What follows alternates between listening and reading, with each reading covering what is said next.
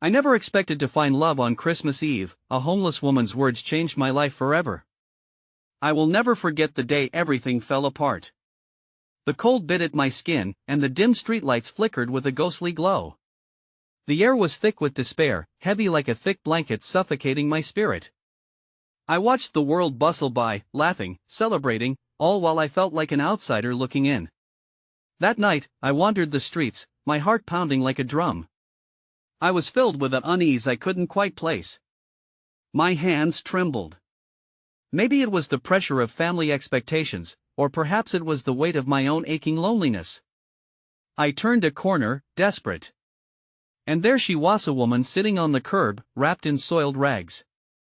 Her eyes were wide and unyielding, glacial in the dim light, yet somehow warm, glimmering with secrets untold. "Help me," she whispered, a mere tremor in the chaos around us. I hesitated, my breath hitching. There was something in her voice, a depth, a bottomless pit of sorrow that echoed through my very bones. I sat beside her, the icy concrete biting through my jeans. "Why are you here?" I managed, my voice barely above a whisper.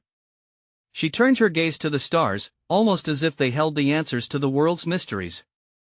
"Because sometimes, you have to lose everything to truly see," she said.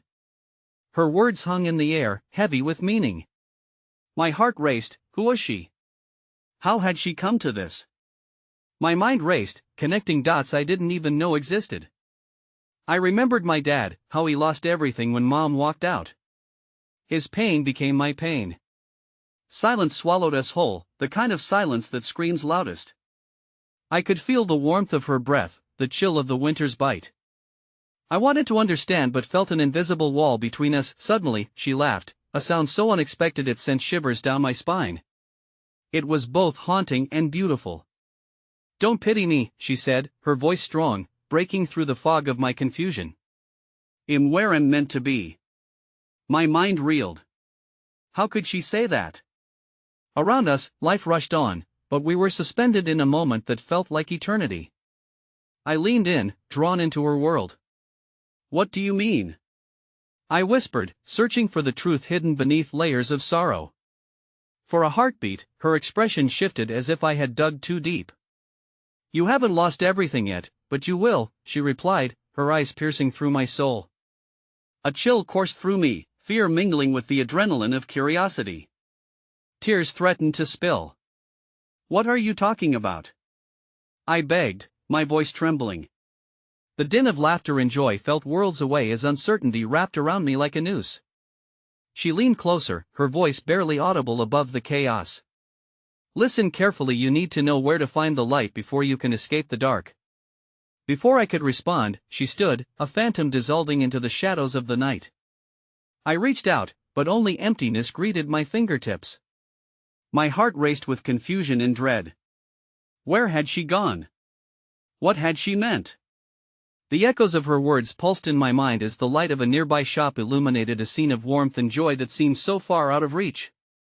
Hey, before we continue with this amazing story, I need to give you an important heads up. Many subscribers have reported that YouTube unsubscribed them without warning. Take a quick second to check the red button below to make sure you're still subscribed to the channel. I'd hate for you to miss any of the exclusive content coming soon. And while you're there, smash the like button, it really helps me out with the algorithm.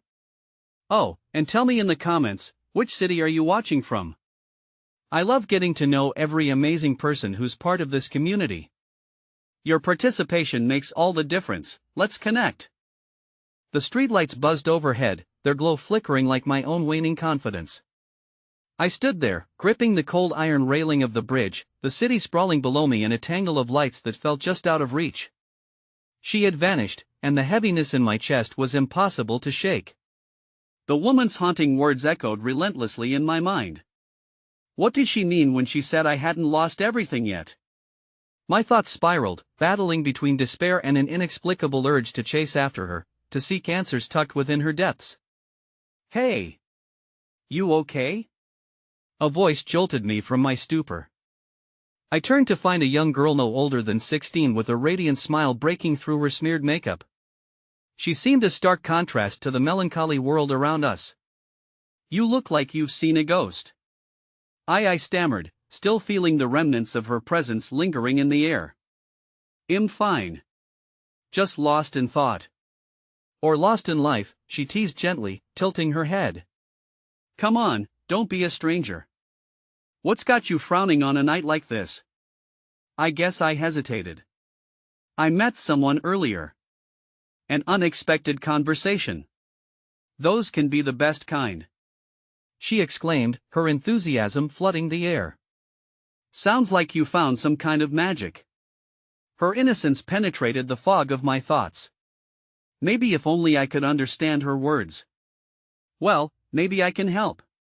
She grabbed my arm, dragging me toward the shimmering storefronts decked with twinkling lights. "Let's grab some hot cocoa. I know it'll make you feel better."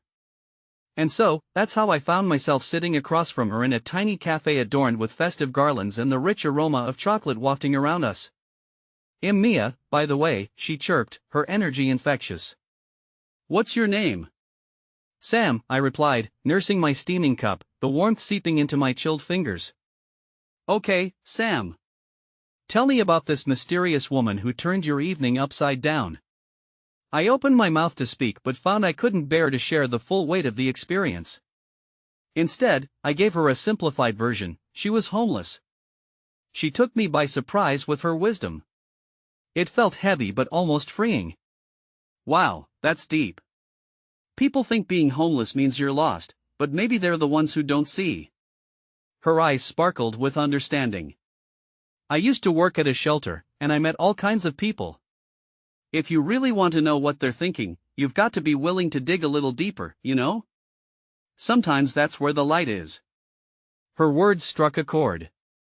An unexpected kindness blossomed in the comforting atmosphere, and briefly, the shadows that loomed were held at bay. "So what if I wanted to find her?" I asked, emboldened by her belief.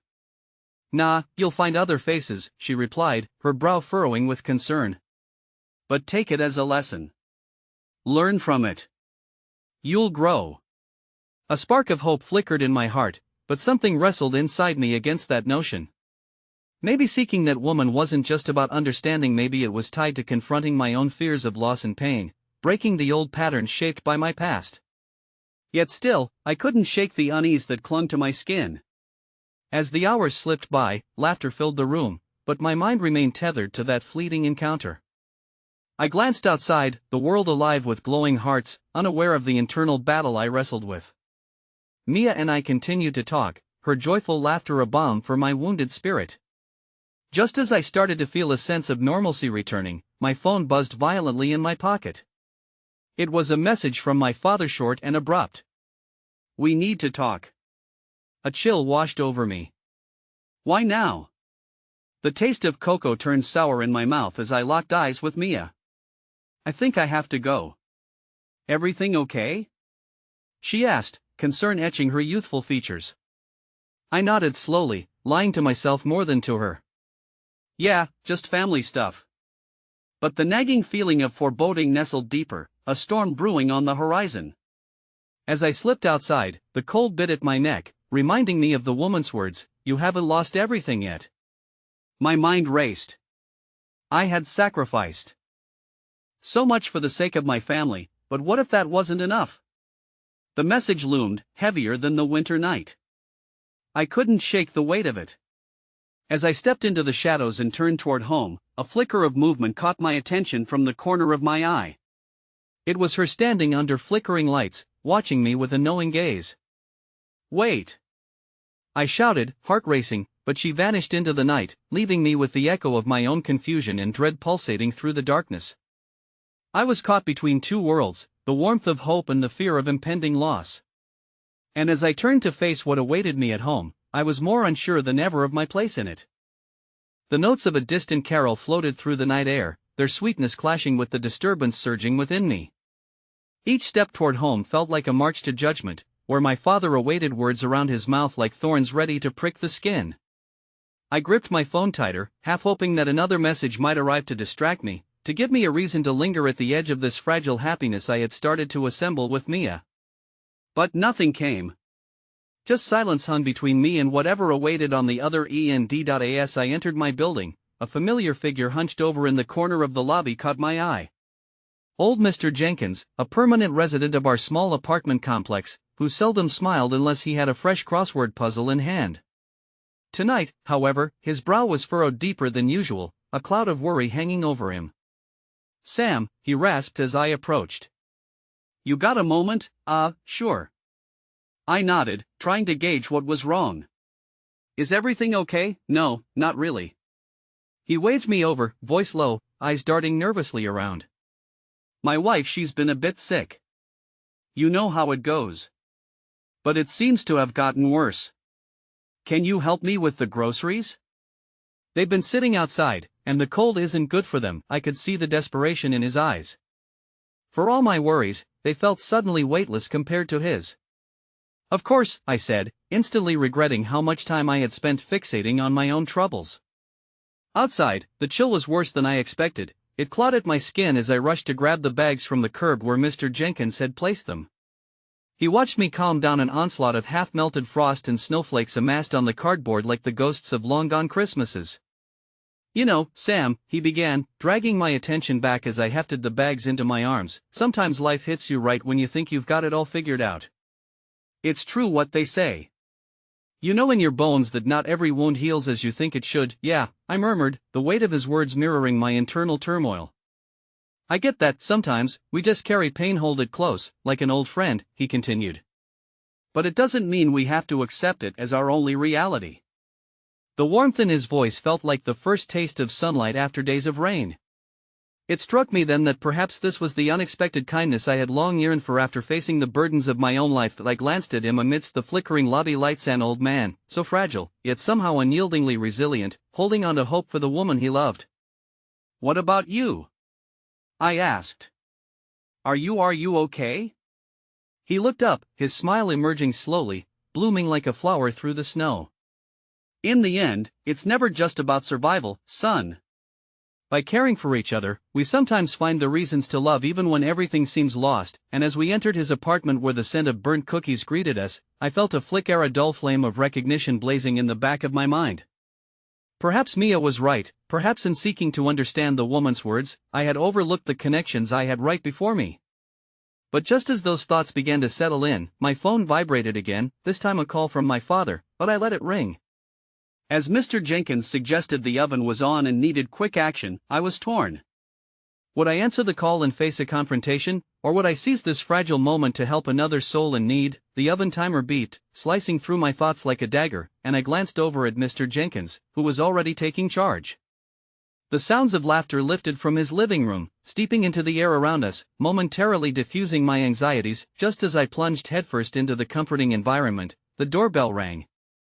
It cut through our moment like an icy gust, chilling me to the bone as silence fell. "Who could that be?" Mr. Jenkins asked, a look of confusion crossing his face. "I don't know." Before I could finish, he shuffled toward the door. My heart raced as I braced myself.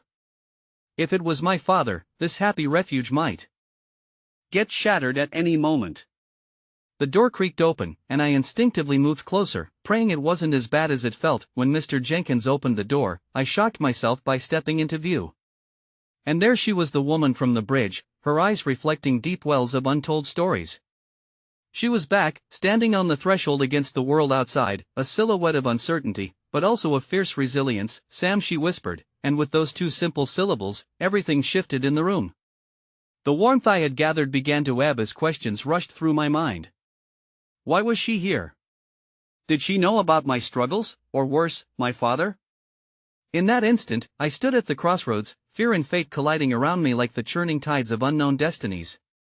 Would I finally uncover the deeper meaning behind her haunting words, or had I invited chaos into an evening that had brought unexpected solace? As the shadows darkened, I could almost hear the echoes of my unraveling thoughts. "You haven't lost everything yet," reverberating loudly, like Morse code tapped against the heart of my crumbling resolve. The evening was far from over, and the night was just getting started. The moment hung in the air, suspended like a snowflake caught in the breath of winter. I stared at the woman from the bridge, and the world shrank around us. Mr. Jenkins faded into the corners of the room, even the burnt cookies seemed to lose their scent. Sam, she repeated, her voice barely a whisper, but it resonated within me like the tolling of a distant bell, reverberating with weighty implications. What are you doing here?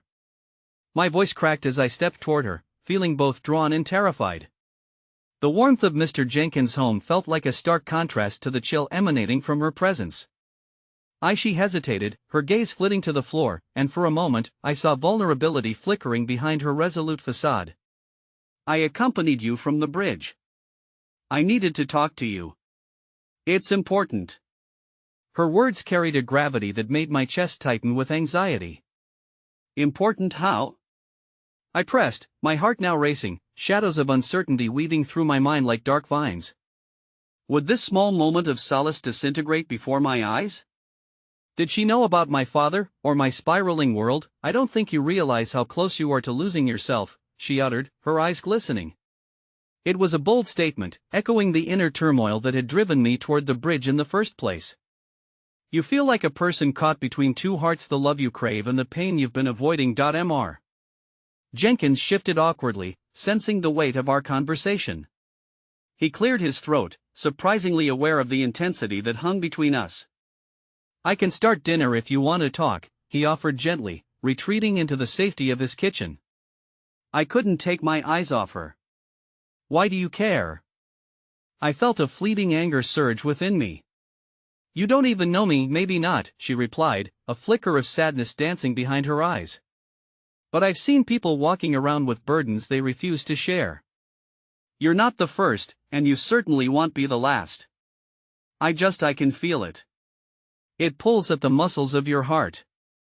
I let out a tight laugh. It was bitter and filled with underlying tension. And what makes you the expert?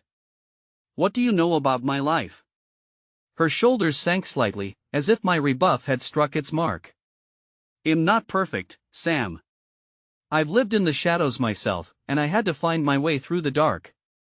All I know is that sometimes, we lock ourselves away so tightly that we forget what breathing feels like. Sometimes, the weight of silence can swallow us whole. Her words dug into the cracks of my thoughts, forcing a reflection I hadn't been willing to entertain.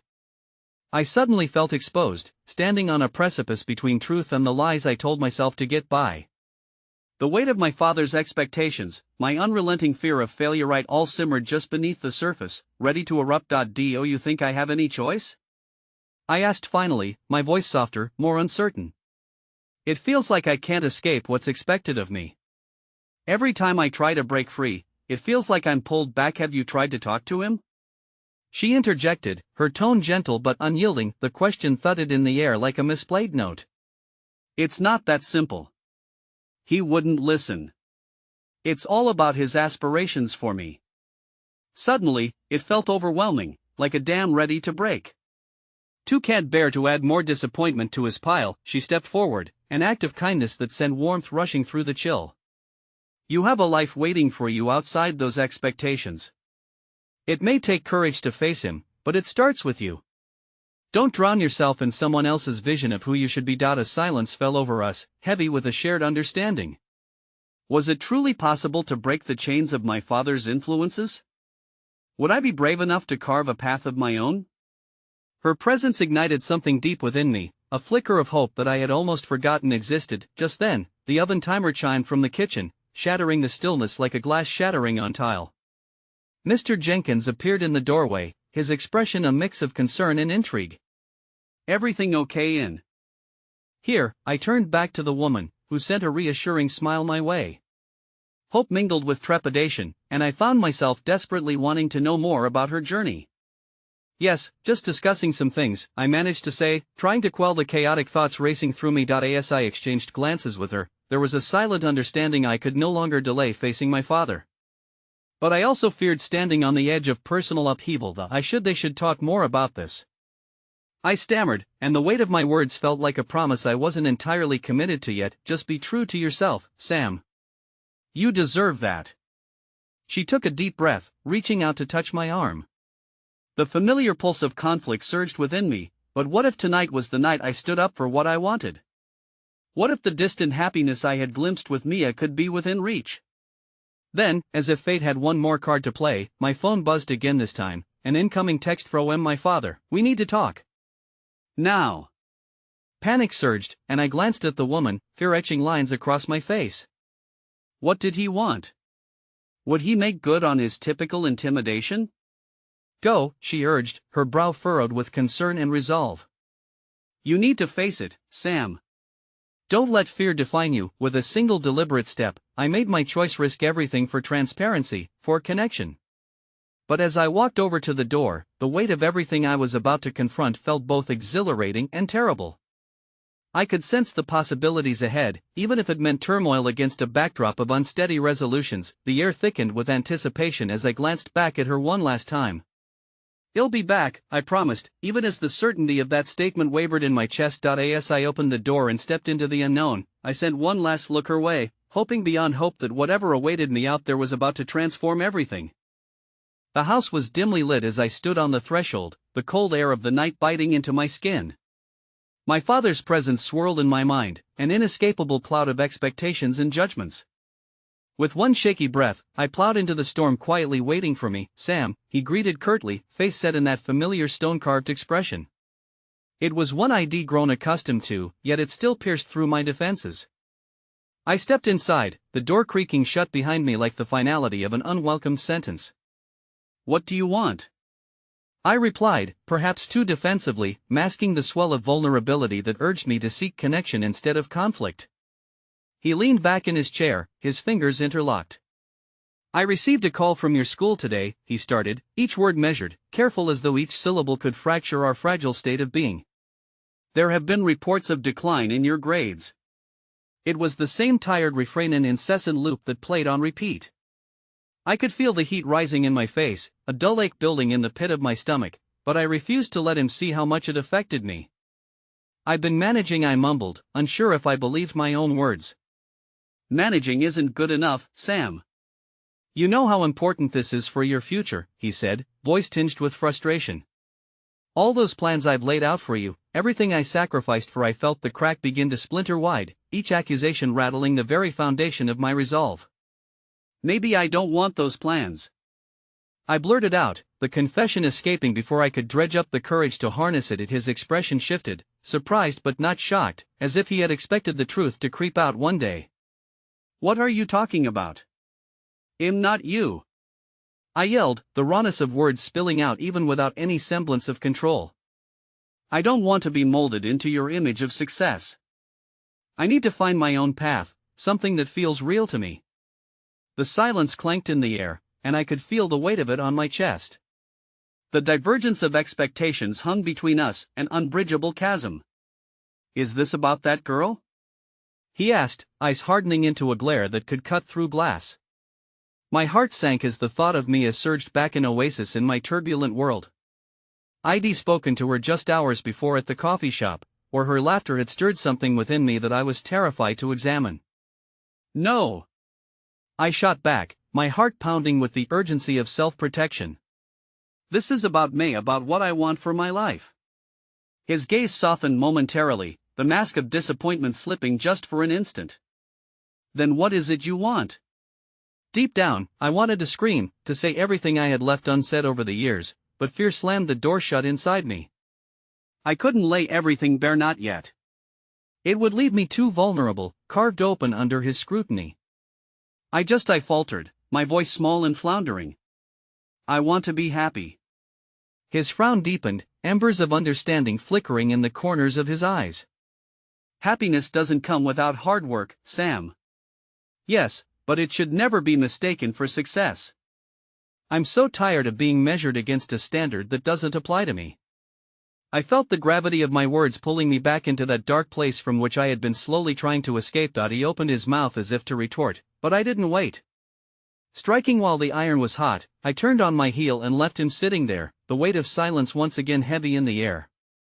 I burst out of the house and ran, hot tears streaming down my cheeks as the cool night air bitted my skin. I wandered the streets aimlessly, a storm of emotions coursing through me: fear, anger, but also a strange undercurrent of liberation.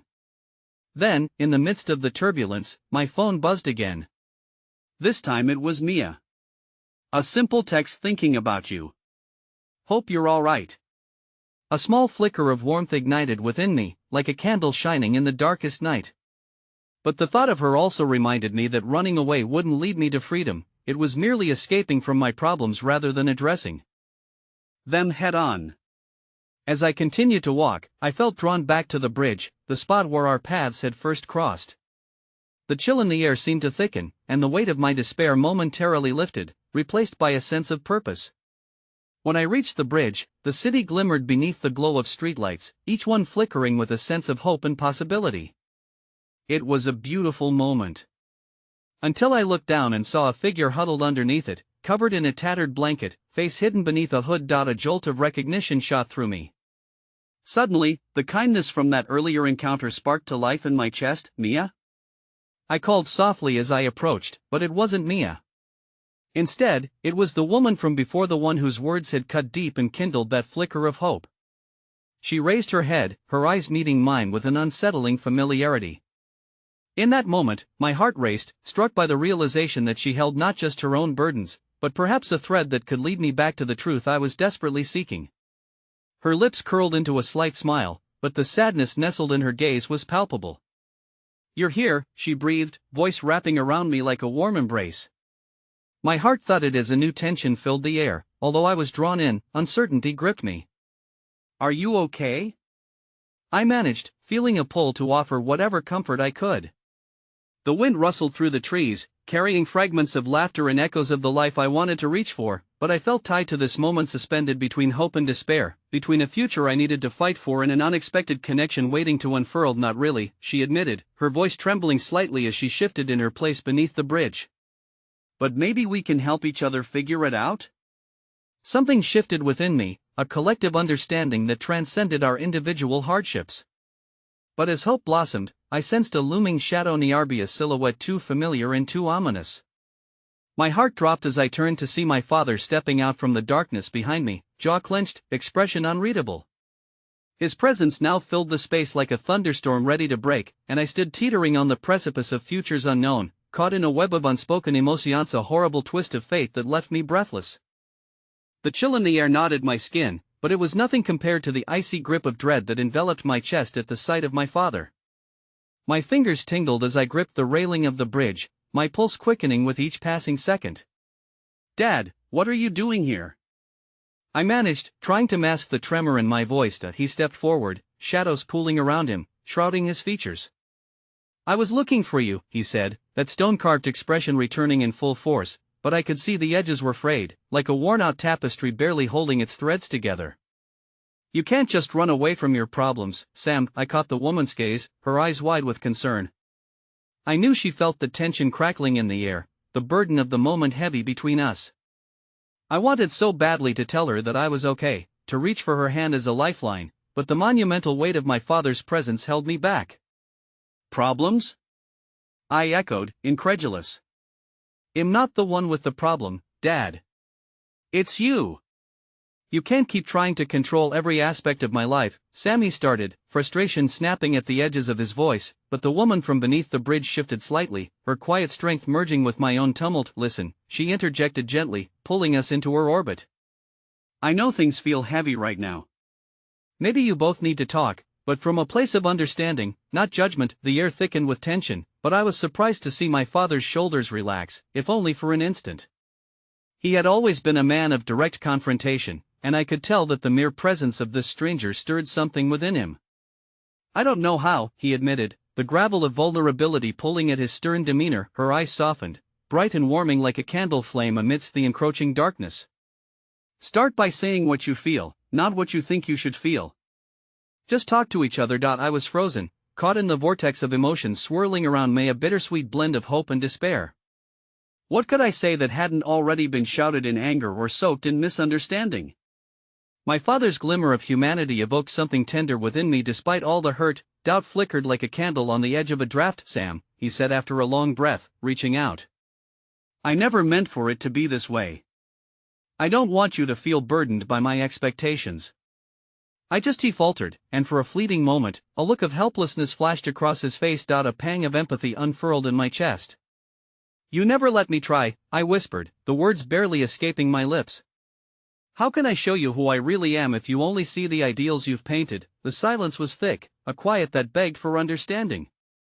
The woman shifted forward, steadying herself, and I could see the strength of her story etched in the lines of her weathered face. "It's not too late to paint a different picture," she said softly, a hint of resolve glimmering in her eyes. "Only you can truly decide how it would look." My father looked back at her, his brow knitted in contemplation. What could she know of our life? What thread could she weave into the fabric of our fractured connection? Yet, as I gazed at her, a shadow of trust slid in, whispering that perhaps she held the key to understanding, a spark of hope amidst the chaos. "Can we try again?" His voice was quieter now, vulnerable, as if he were leaning into the unknown. "Can we work on this together?" I glanced at the woman, her steady gaze encouraging the both of us to take this monumental step. "Yeah." "Together," I echoed, the words spilling forward, tentative yet infused with raw emotion. "But it means letting go of the idea of what I should be." My father nodded slowly, swallowing his pride.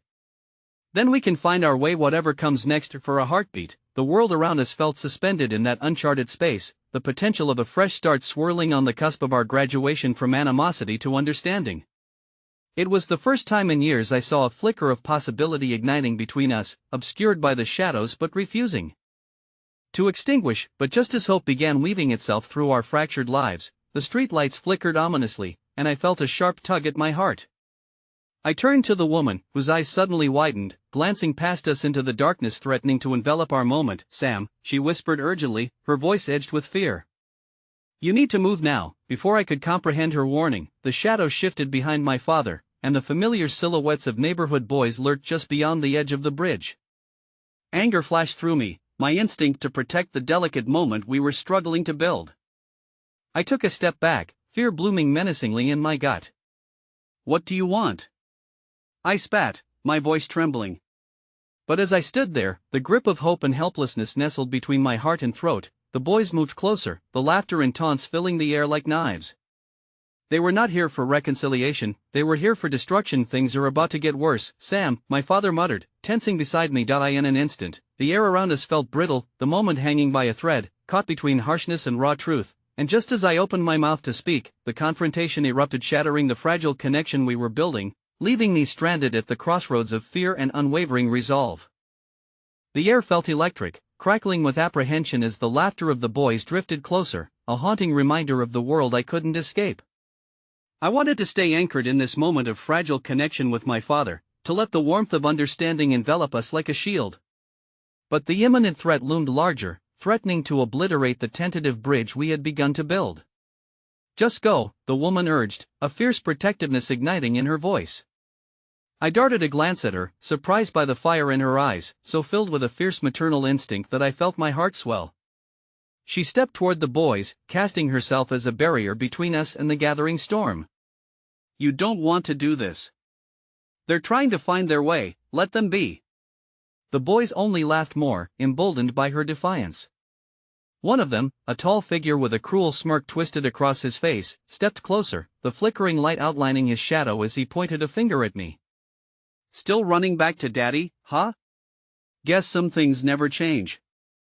Each taunt tore at my insides like barbs of ice. I felt the urge to scream, to fight against this reality where every chance of happiness slipped further away. But as I glanced at my father, I saw his jaw clenched, his eyes wide, brimming with a different kind of fear, the haunting shadow of memory melding with the present.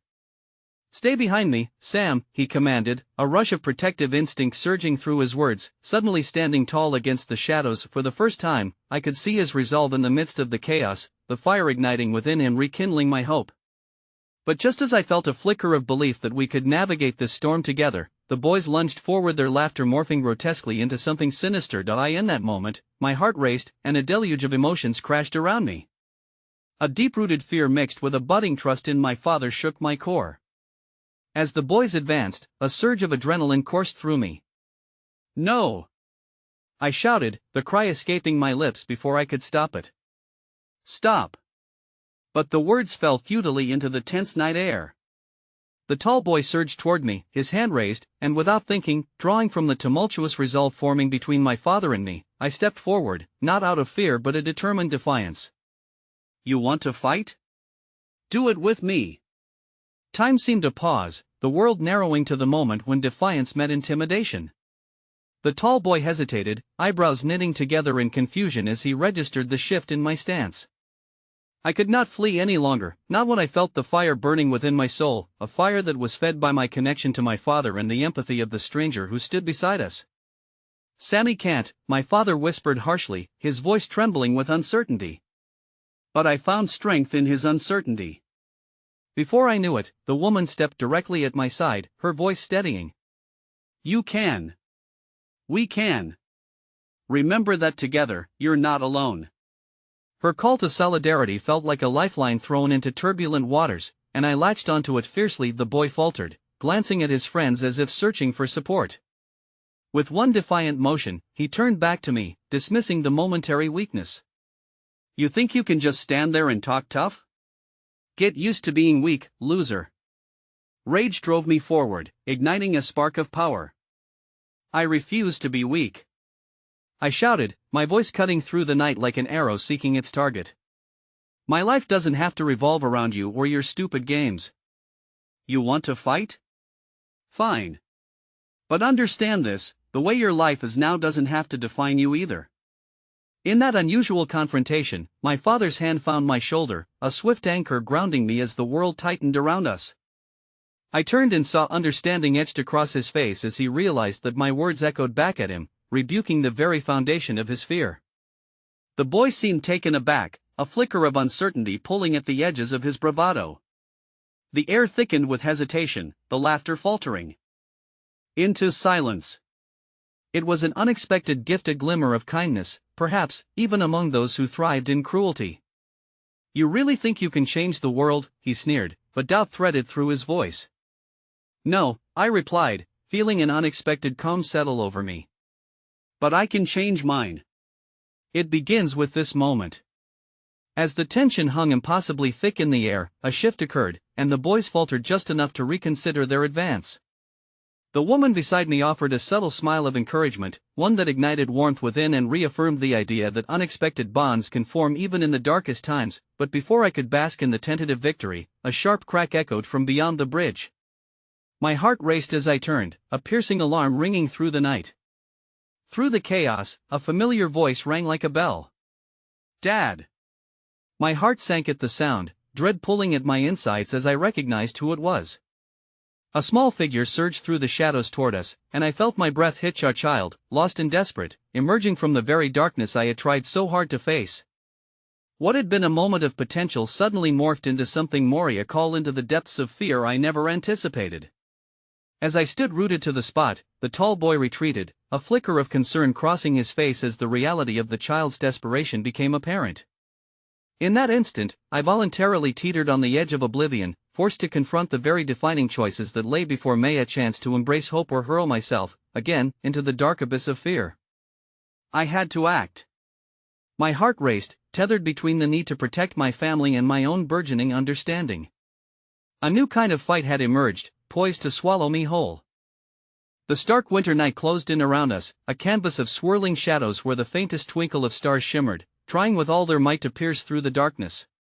My throat was dry, a lump of dread tightening at the realization that the child running toward us was one I had been hoping to protect, but now, she was a new element in this turbulent equation.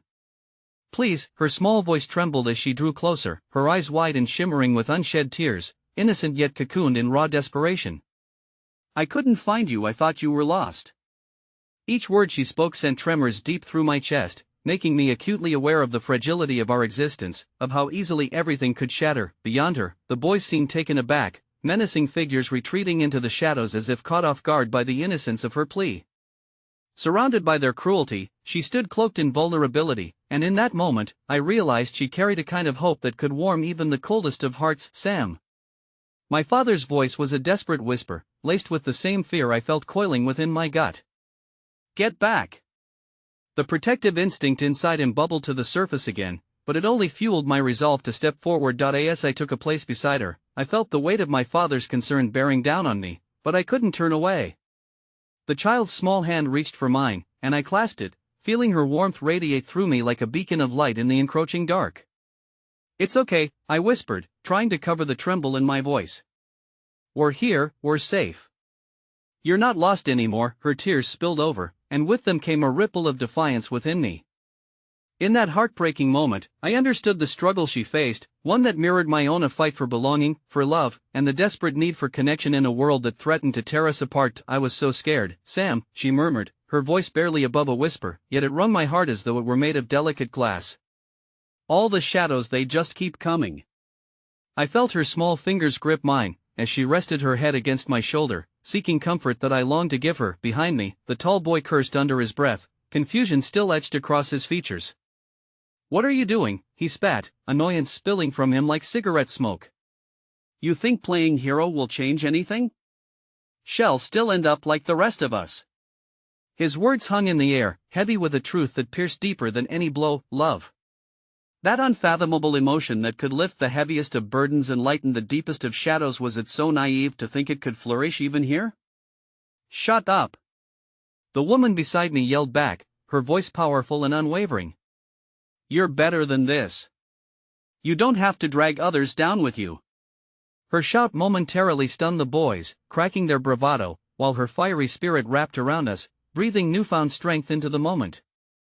I felt it, my father felt it. It rippled through the night like a promise, an unexpected kindness flooding the arena of anxiety swirling around us. But it did not last. What came next sank like a stone, echoing against my heart.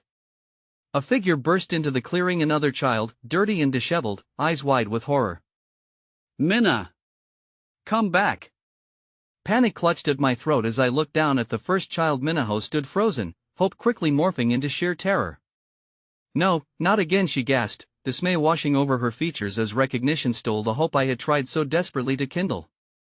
The boy's sneer returned, feeding off the raw emotions around us. "Guess your little friend had nowhere else to go," he jeered, watching as Minna's world crumbled further. I could see the weight upon her shoulders growing heavier, a choice presenting itself: get swept away in despair or face her demons head-on. "Minna, listen to me," I said, my voice steady despite the turmoil inside. "You're not alone. We're right here. You can fight. You can stand with us." Her eyes flickered to mine, searching for something I desperately wanted to convey, the belief that together we were stronger, that love had the power to illuminate even the bleakest of paths. Fear swirled like fog, but I extended a hand, offering an escape into solidarity. But before she could reach out, the newcomer, another child sporting a tattered jacket and fear-stricken face, let out a heart-wrenching sob that echoed in the void around us. "They won't let us go. They'll take us." At that moment, I realized the stakes around us rose higher than I had ever anticipated. The impending threat wasn't merely the boys who had been taunting us with their laughter, it was the life that awaited all of us if we succumbed to fear and despair. With my heart racing, I turned to face my father, seeking a flicker of hope in his eyes, and found him torn between protecting me and supporting my choice to stand firm alongside Minna. His vulnerability mirrored my own, his fierce love a tether binding us in this moment of calamity. And suddenly, I saw everything clearly. We were more than individuals caught in a storm, we were a family striving against a cruel tide. Hopefully, I took a deep breath, steadied for the looming storm. "No one will take us. We're going to find a way," I declared with steel in my voice. "Together, we will fight no matter what waits for us in the shadows." In that charged silence, time stretched, allowing us to weigh our choices. The weight of fear hung heavy before us, teetering between despair and the delicate threads of community I had begun to weave. Just as that burden seemed to lift, another kelpie of uncertainty surfaced. What awaited us beyond the darkness could either shatter us or veer us toward an unanticipated path of courage. Here stood a choice, a sliver of light cast through the shadows. Suddenly, an unsettling noise tore through the air. A desperate shout for help emanated from deep within the night, chilling my bones. And I knew then, as each heartbeat began pounding like a war drum in my chest, that this was only the beginning. As I stood on that precipice, the world quaking beneath my feet, I was faced with an uncertain promise, one that held the semblance of hope laced with terror, pushing me ever deeper into the dark embrace of tomorrow. Minna's eyes shone with a mixture of worry and hope, but as I glanced around, I felt the weight of impending dread closing in on us like the night sky blanketing the world. The desperate cry from deep within the shadows echoed hauntingly, and the magic of the moment, the flickering warmth of connection, felt dangerously fragile. "Who was that?" Minna asked, her voice quivering, as she instinctively tightened her grip on my hand. "I don't know," I responded, unable to mask the tremor in my own voice. Standing there, surrounded by children who each wore stories of trauma etched into their faces, I felt the enormity of the moment weigh heavily on me. Yet, woven through that heaviness was a thread of resolve that refused to be severed. As silence enveloped us, the tension crackled in the frigid air. The shadow shifted as one of the boys stepped forward, his bravado faltering slightly. "It's just some loser. Probably just another runaway. They come and go," he stated, though the falter in his voice suggested uncertainty. But beneath that bravado lay a truth that lingered, hiding in the corners of our collective experience. The thought of abandonment, the chaos of running from something worse, felt all too familiar. None of us were truly safe, but in this moment, the possibility of safety together rang louder than any individual fear. "Let's go see," a girl's voice piped up from somewhere behind me, brave yet apprehensive. The words cracked the silence, piercing through the dense fog of anxiety coiling within. It was surprising how small acts of courage could reverberate through us. I turned around, scanning the faces of those around me. My father's concerned gaze met mine, and I could sense the internal battle he was waging between wanting to shield me and acknowledging our shared fight. I could feel the ground shift beneath our feet as my heart raced, teetering on the edge of uncertainty. "Together, we can help," I asserted, feeling the urge to rise above the fear, needing to ignite that fresh spark. "We can't turn away. We need to see who's in trouble, Sam, please," my father began, but I was already forging ahead, the circle of children rallying behind me. There was a connection being forged among USA burgeoning community rooted in shared fear but also shared determination. As we stepped cautiously toward the origin of the cry, the branches of the trees tangled overhead like twisted fingers reaching out to stifle the flickers of hope around us. Each step felt like a battle between dread and unyielding spirit. Then, as if the moon had chosen that very moment to emerge from behind the clouds, a glimmer of silver light flooded the clearing ahead. There, huddled against the bite of the cold, was a small figure, a girl, barely older than Minna, shivering and clutching her knees. Her tattered clothing hung limply around her. "Please help me. They're coming," she whispered brokenly, her eyes wide and brimming with terror. At the sight of her, a rush of empathy came crashing over me, and in that fleeting moment, I saw what we could become: an unbreakable chain of support. My heart throbbed at the thought of leaving another behind, the fierce urge to shield that frail child bursting from my chest. "Minna, stay with me," I whispered, squeezing her hand to assure her we were in this together. "Let her know she's safe." "Hey," I spoke softly to the trembling girl. "We're here, you're not alone." The moment felt tangible, like stepping into a warm embrace despite the icy winter around us. "What's your name, Lily?" she managed, her voice trembling and panic-laden. "They wanted to take me back. 2 ran away," but her words faltered, and I could see her fear unravel before us, threatening to consume her. "Do you know where they are?" I pressed, urgency pushing me forward. "We can help you, I promise." With every moment, fear cascaded through Lily's confession. "They'll never let me go again. I can't go back." Tears streamed down her cheeks, glistening in the pale moonlight. My heart clenched at her anguish. Around me, murmurs arose as Minna's grip tightened at my side. She understood, all of us did. We're all caught in this perpetual cycle of fear, running from the very shadows our hearts knew too well. But then, from the depths of despair, a flicker of determination surged through me. "We'll protect you, Lily," I said, injecting strength into my words. "Whatever it takes, you've got us. We will fight back, together." In that moment, a semblance of connection formed. I could see tiny sparks igniting the hearts of the others, filling them with a warmth that mirrored my own. Just like that, the fear began to slowly unravel, replaced with a budding understanding, a shared fight against the injustice that threatened to silence us. But the moment was fleeting, a diverging path awaited. As we reached out to comfort Lily, the sounds of footsteps grew louder, crashing through the underbrush like thunder. The shadows shifted ominously again, and a cry of recognition swept through. Medarch figures emerged, distorted and looming in the fading light, headed straight for us. "Run!" I shouted, adrenaline surging through every fiber of my being. "We can't let them take us. We won't go back." As panic consumed the clearing, we turned, eyes wild with the reality that our unity was being threatened, and with it, the fragile bond we had begun to forge. The fight was only just beginning, as broken by the darkness as we were. The flickers of light still flickered in our hearts. In that heartbeat of chaos, I made a silent promise, a spirit embracing me, clutching close to the hope that chained us together. No matter what awaited us in shadows, we would stand, all of us, together. But there, just as we began to run, the familiar voice of that boy from earlier echoed down, sinister and unyielding. Did you really think you could escape? It was impossible to discern where fear ended and courage began, but as the voices grew closer, something ignited within me, an unwavering determination to protect myself and the newfound family I had inadvertently found. Each heartbeat synchronized with the rush of urgent footsteps, a chorus of solidarity echoing around me. "Keep running!" I roared, instincts flaring to life. The urgency of that moment simplified everything. This was about survival, about forging a path through the darkness that threatened to swallow us whole. As we sprinted through the waning light, the warmth of Minna's hand in mine bolstered my resolve, infusing me with purpose. Glancing back, I saw shadows trailing us, dark and twisted, seething with needless aggression. It wasn't just the boys anymore, it was a collection of souls lost to the depths of despair, those who had once walked our path but had gotten lost along the way. "Over here!" I shouted, veering toward a narrow alleyway, a chance to confuse our pursuers. The cold air whipped around us as we ducked into the shadows, hearts pounding like a war drum.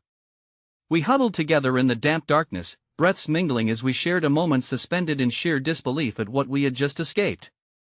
"Are they gone?" Lily whispered, eyes wide, filled with wild fright.